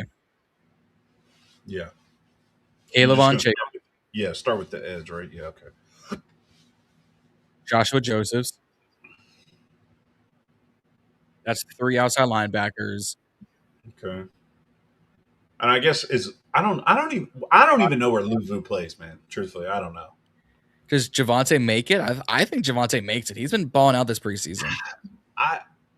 Balling out. Oof. I mean, in every other clip I'm seeing from practice on the defensive line, he's getting good pressure. Oh man, yeah, man. Because we've. Ooh. No, that's way too hard of a take. He'll never make the team. So hold on. So Sonny Styles, Frankie Luvu, Leo Chenal, Jordan McGee. No, God, no. Yeah, and Kay Madrano. No way. 1, 2, 3, 4, 5, 6, 8. Not 1, 2, 3, 4, 5, 6. That's 8 linebackers right now. You know who I take over Jordan McGee? Well, I mean, you already know that he's not a fan. I'm not a fan of Jordan McGee. Well, Cahill. Well, when you say Kane Madrano, Cahill is who I take over Kane Madrano. Yeah, but Kane's done better though. Yeah, realistically, Jordan McGee's cut and Tyler Owens is going to take that spot 100%. But I think Tyler Owens makes this roster guaranteed. But I think they're going to put him as a linebacker, man. Like a Dominic Hampton, like they finally got the guy. Yeah. You know that they've been trying. Well, I mean, I think they'll classify him as a safety, but I think they're going to use him as that linebacker blitz, as safety blitz, because he's still listed as a safety. Yeah, and dude, he killed that running back. Oh my God, that solidified his spot right there. I mean, hands down. And besides the special teams aspect of it, but truthfully, man, popping off the screen, and he will not make this team, right? This is like what Andrew said. Like, this is not a prediction. It's just what right? Mm-hmm. The dude we got from the international program, like that African dude, number 47 or something, he plays edge. I know him, but I have no idea how to pronounce his name. I'm not even going to try. Man, I gotta look into him. He has been doing good, man. Like he looks good out there. Who is this cat? He's number 47. He was from the international program, and it's an African dude, like with a real like true African name. And I can't even begin to try and. I'm a butcher too, if I'm being completely honest. But let me take a look, because let's see. Go ahead, 40 letters. Let's see. Fred Davis, Antonio Hamilton, Humphreys, Javante, Josephs, Calic Manis. Oh, is it the TJ Maguarianga guy, or is it someone different? Yes, yeah, that's it. 47, I think. TJ's been back and forth on this roster a couple times. DN number 59. That might not be it. No, wait, no, I'm pretty sure you. Pretty sure it's TJ something. Because he's been back and forth on this practice squad a bunch. Home dude. Let's see. Yeah, if it's the guy I'm thinking about, Bruce said he kind of flashed against Detroit. Was TJ? Yeah. They won't keep him around. No, I don't either. I don't think so either. No, that'll be a practice squad bring back. That'll be a, something like that. Yeah, that's him. Maguarianga, something like that. Yeah, I'm very Caucasian to try and pronounce that name. I ain't even gonna lie to you. So, me both. But what I will say is, I cannot now. I know this pod's your baby, right? Like I give you all the props for it, right? But I cannot let us proceed with Baptiste and McGee together. I think they're both making it. I can see a world. I can't see it.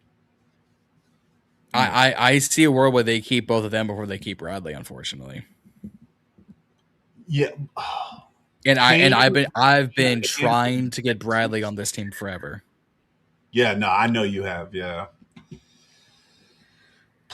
Or we take out Javante and we throw in Armstrong. No. I mean, because the way this is concocted, we have 9 spots left.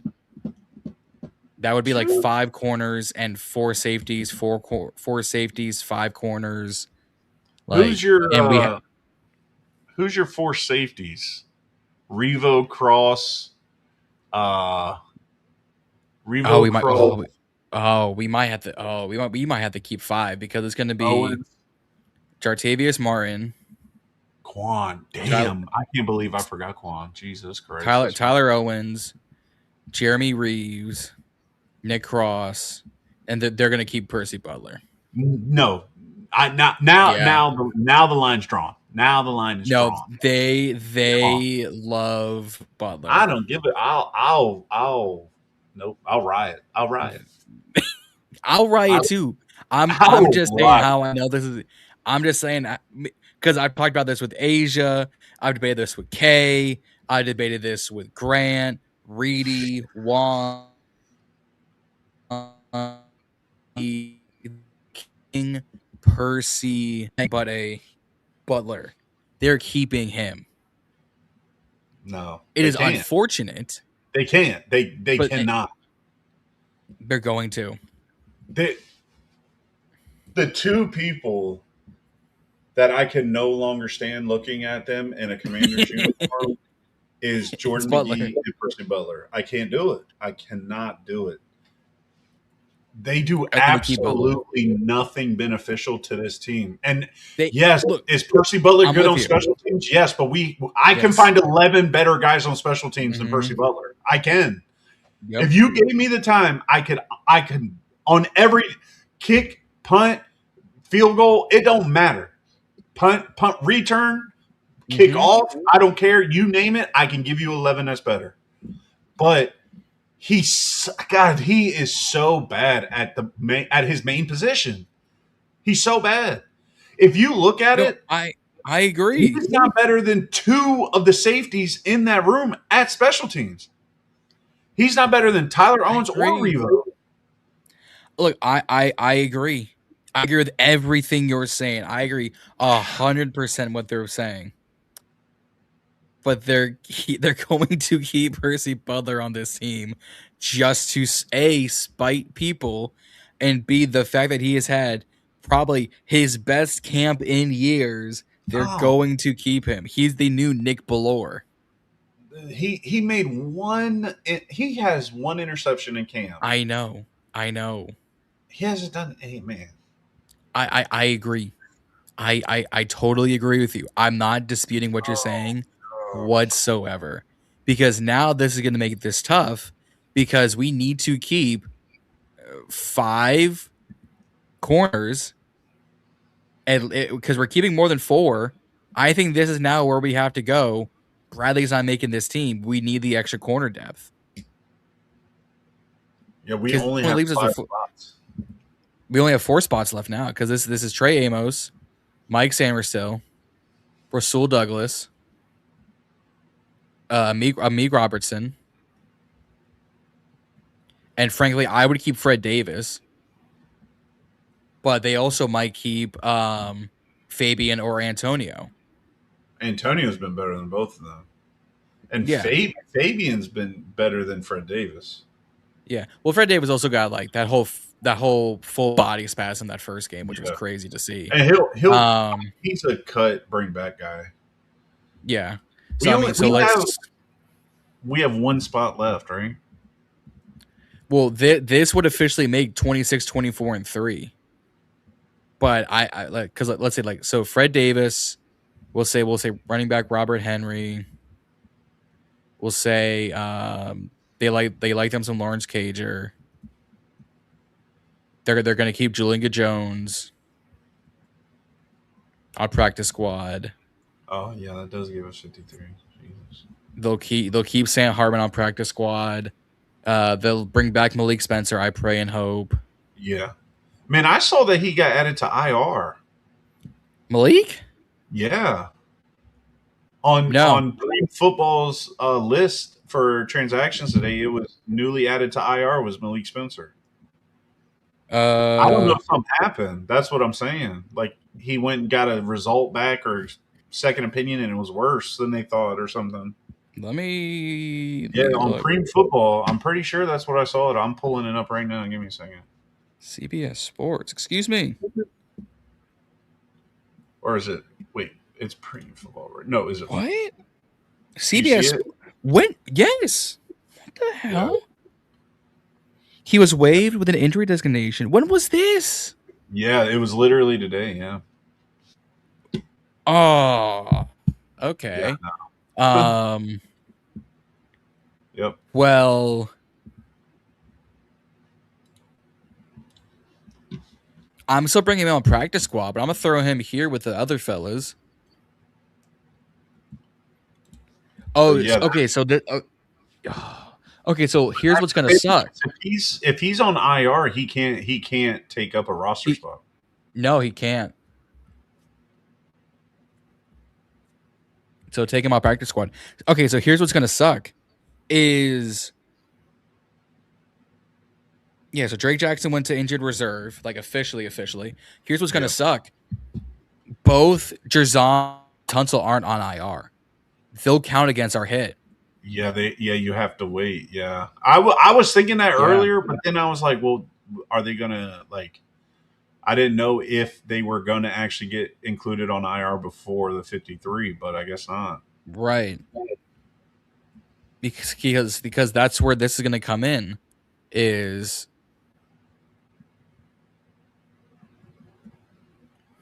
Yeah, and Johnny. Unless they cut his Yeah, ass. Derzon. I mean, I would use him in a trade package and get something out of him, but okay, Yeah, so because that's get rid of that. Tuttle. So get rid of Shy Tuttle Yeah, for Newton. for Derzon. Who do you take off the offensive line to make space for Laramie? Is it DJ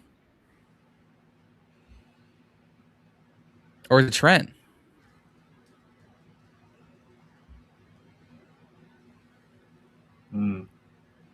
It could be. It might be DJ. Or it could be Trent Scott. You lean towards D. I can't imagine them getting rid of him.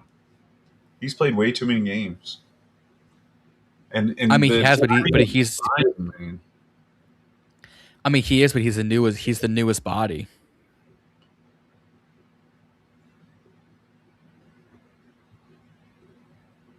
That's tough, man. Could it be Golden? No, they're not. They're not cutting Goldwyn. There's no way. Because if Allegretti goes down, we're screwed. He would clear waivers though. I don't know if he would because he'd be a 6th round pick, and people are going, "Oh, they need they don't like this young center. We'll grab him." Or they could be like, "Damn, they need center so bad, and they cut their center. Damn, he sucks." That too. Yeah, I think it might be Trent Scott. We got to cut for Laramie. Because let's think of a world where we keep Julian Good-Jones on the active. Oh Lord, you can't keep Allegretti and Golden. No, you can keep both. What you would do is you would slot Allegretti back to guard.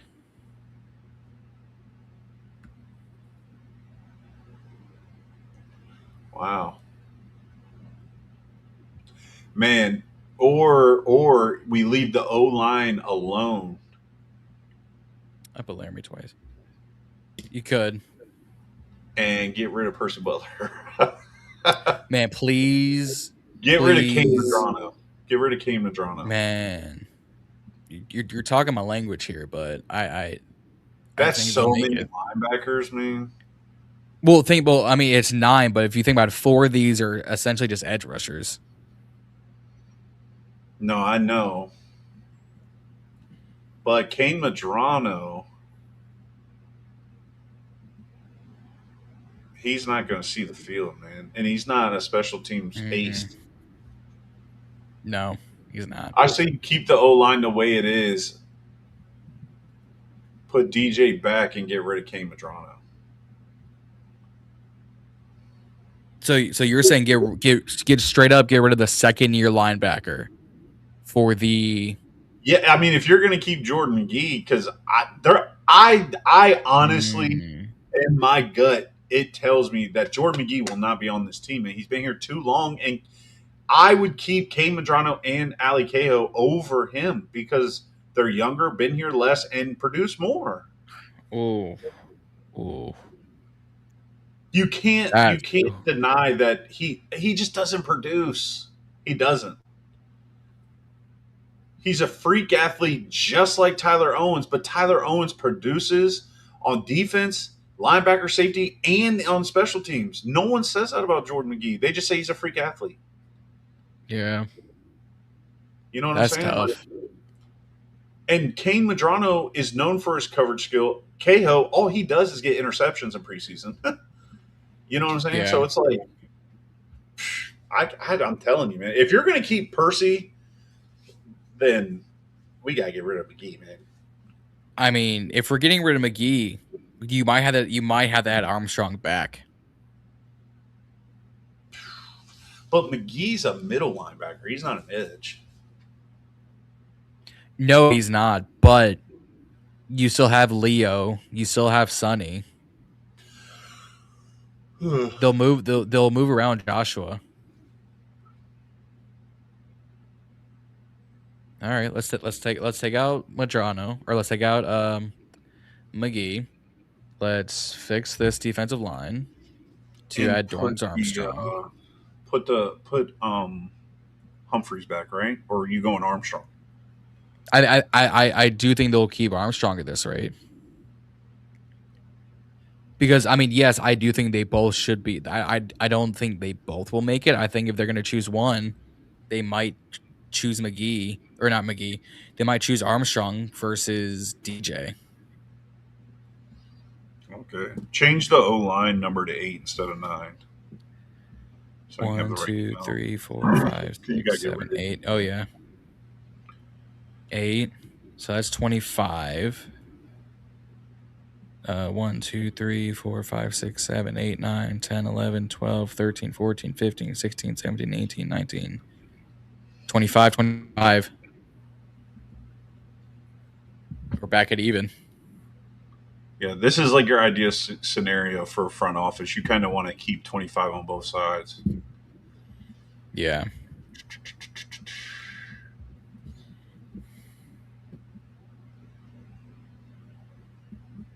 Man, that's tough. 4 corners? There's no way. There's no way. I know we have. You got to get rid of. You've got to keep a 5th, but I mean, at this rate, you're already It would have to be Bradley out of here. That's why I don't know, man. That's why I can't see Percy Butler on the team, because we need the DBs. Hell with him on special team. Man, he sucks. God, he sucks. I don't think I've ever. I think I hate him more than I hate Albert Ainsworth. I mean, I hate Percy Butler. Ooh. If he was a guest on this show, I would talk to him, but I don't like him. He might be a great guy. Could be the coolest guy in the world. Yeah. But I hate him. Well, it's gonna have to be Antonio Hamilton probably here. I agree. Yeah.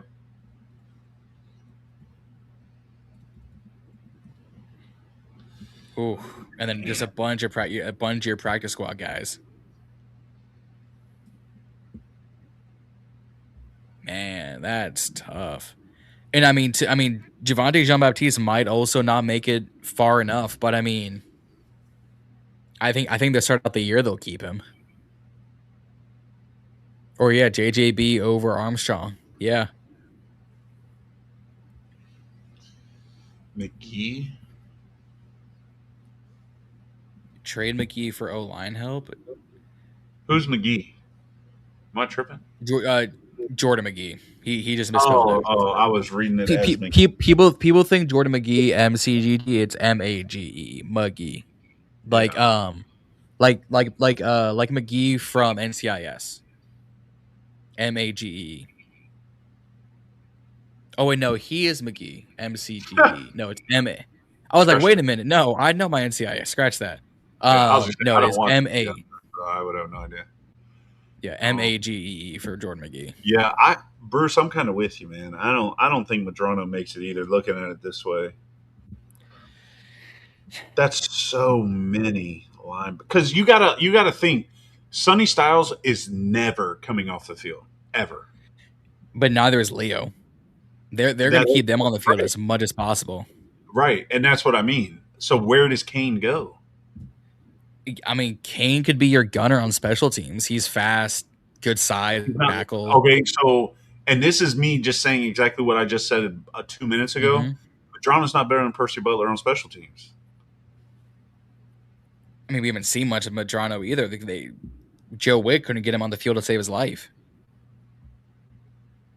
Oh, well, I mean, Joe Wick couldn't get himself on the field to save his life. So no, not at all. I think the way we have it is probably going to. I think the way we have it is going to be the best variation until we start signing guys again. Like I like Kane Medrano, I really do. Yeah. But if we're keeping Kane Medrano as a strict linebacker, like, he's not better than KO. But then, well, I mean, here's the thing: is like that's so many linebackers. That's so many linebackers.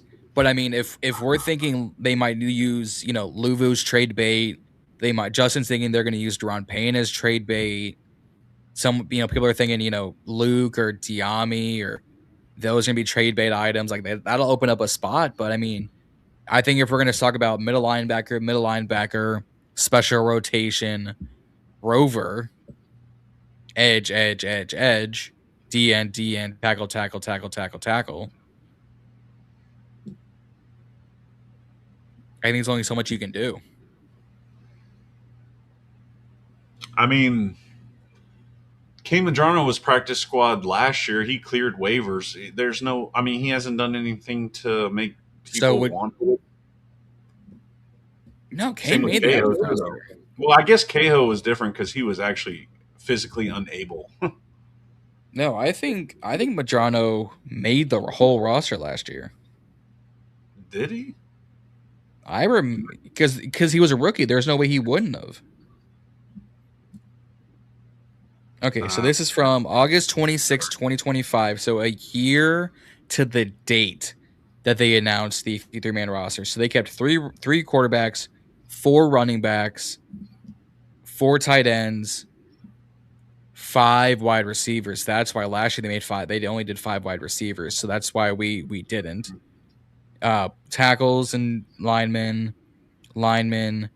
Yeah, your linebackers were Von Miller, Bobby Wagner, Jordan McGee, Kane Madrano, Frankie Louvu, Nick Ballor, Ale Cahill. Well, Von's not here. Bobby's not here. Nick ain't here.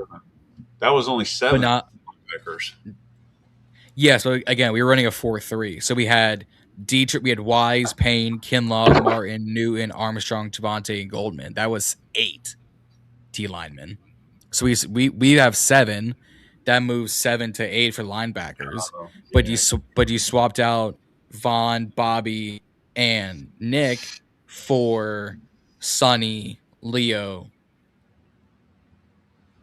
Joshua. Yeah.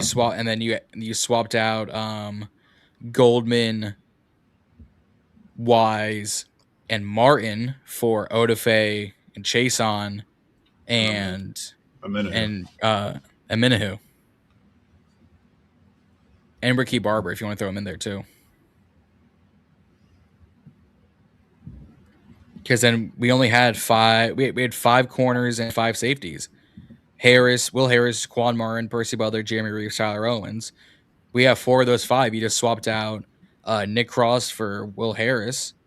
And then corners was Marshawn, Trey, Mike, Jonathan, and Noah. Trey, Mike, Rasul, Amig, Antonio. We kept 4 backs last year, you said, right? 4 running. We kept 4 running backs. 4 Bill McNichols, and who was the 4th?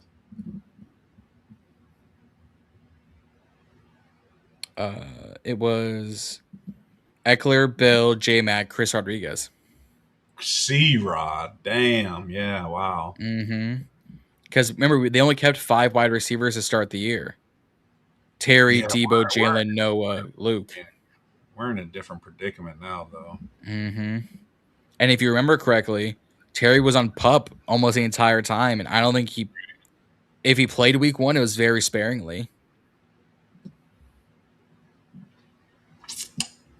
Who did we play week 1 last year?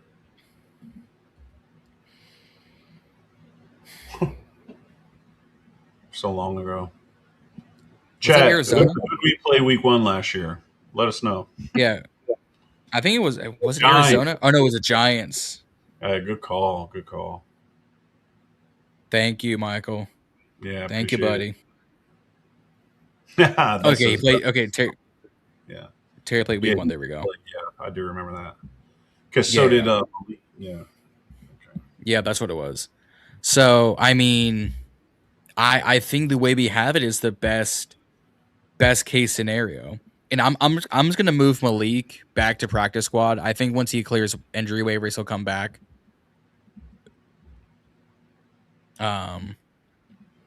Because I don't see a world they don't bring him back. I'm sorry.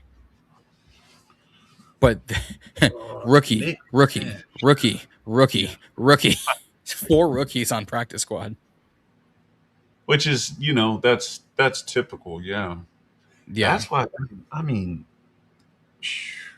I think how many this is did we keep last year? Was it 8? We kept 8. We kept the same amount.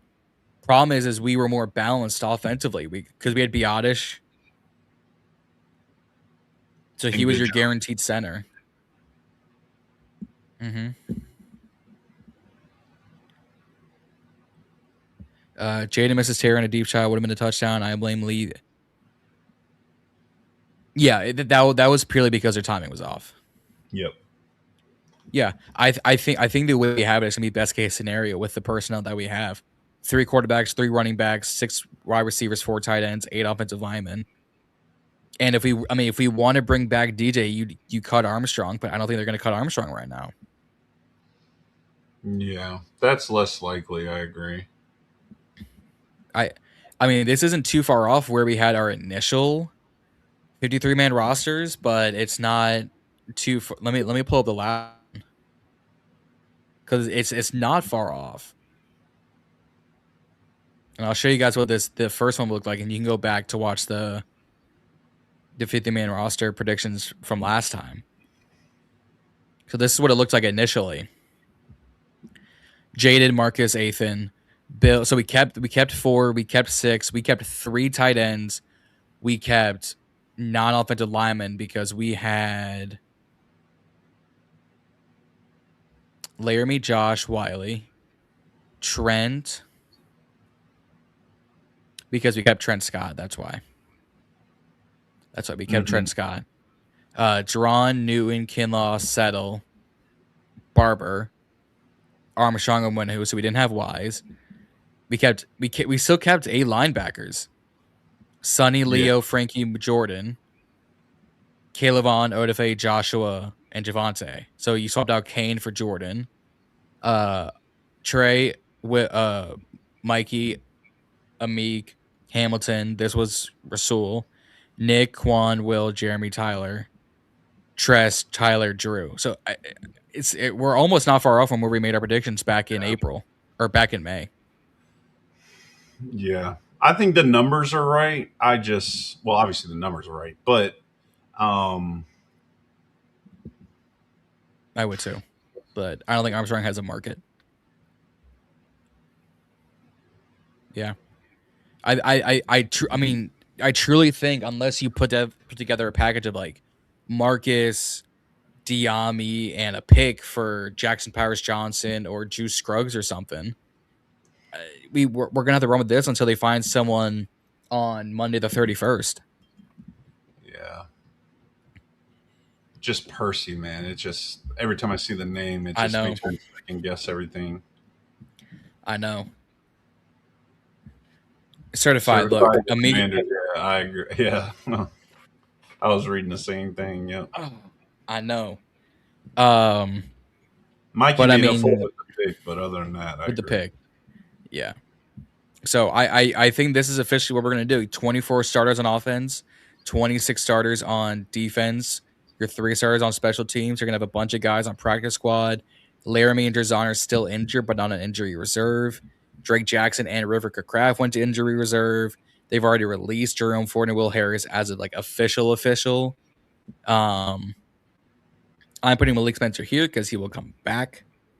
But I mean, we've been out this thing for 2 hours. Yeah, and your boy's been up since 4:30, so you're not too far from hitting the hay. Yeah, so y'all talk to us in the comments on the replay. Talk to us as we're closing out. What do you think of this final 53-man roster prediction? 3 quarterbacks, 3 running backs, 6 receivers, 4 tight ends, 8 offensive linemen, 7 defensive linemen, 8 linebackers, 5 corners, 5 safeties, and your 3 specialists. Tell me what y'all think. Look, no Percy, no Madrano, no Bradley. You're probably not far off with the Percy thing. Bradley didn't make it. We took him back off the list. Bruce, we took him off. We got Dorrance back up in here. So, yeah, Jackson Powers Johnson to help a lot. And frankly, you package Armstrong and you package a 5th-round pick and maybe package Diami for Jackson Powers Johnson over here, right here. But yeah, and for all these Percy lovers out there, package his ass up and go get him. I mean, everyone seems to love Percy. Get rid of him. Make his one contribution to this team could be getting traded away and bringing in someone who's actually decent. So yeah, the Seahawks need a safety right now. They just lost Bud Clark. Yeah, they got to have somebody laying around there. Best rushing offense.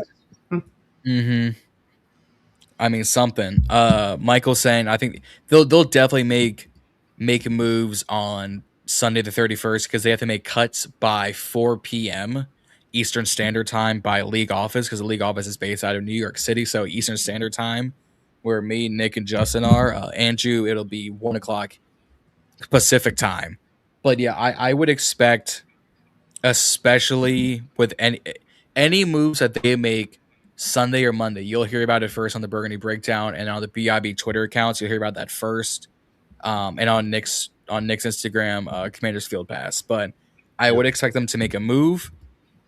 It's probably going to be a signing more than a trade, I would say. But